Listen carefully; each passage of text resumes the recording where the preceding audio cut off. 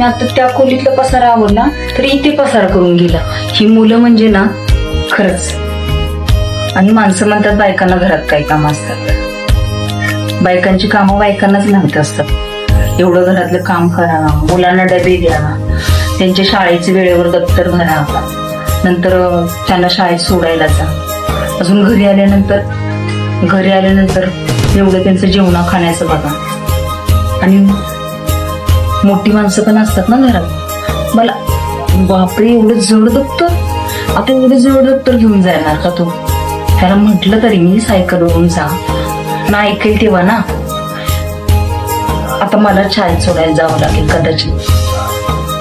हो, पण मला आता असं वाटतं माझी आई का ओरडायची ती मला आत्ता कळते. ती आहे ना आम्हाला पण अशीच बडबड करायची.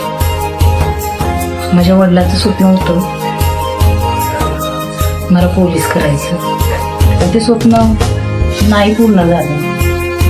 कसं आम्ही 5 बहिणी ना, आता कोणालाच एकमेकींना वेळ नाहीये. साधं कॉलवर बोलून सुद्धा एकमेकींना बोलावंच एवढा पण वेळ नाहीये आमच्याकडे.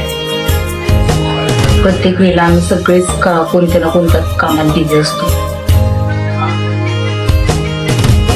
पण माझा मुलगा मोठा झाला ना, मी त्याला पोलीस इन्स्पेक्टर करायचं हे माझं स्वप्न आहे.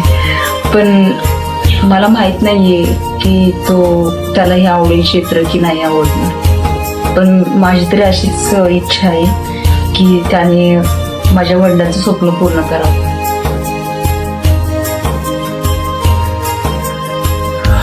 मी पण कुठे विचार करते. माझा आणलेला चहा पण थंड झाला.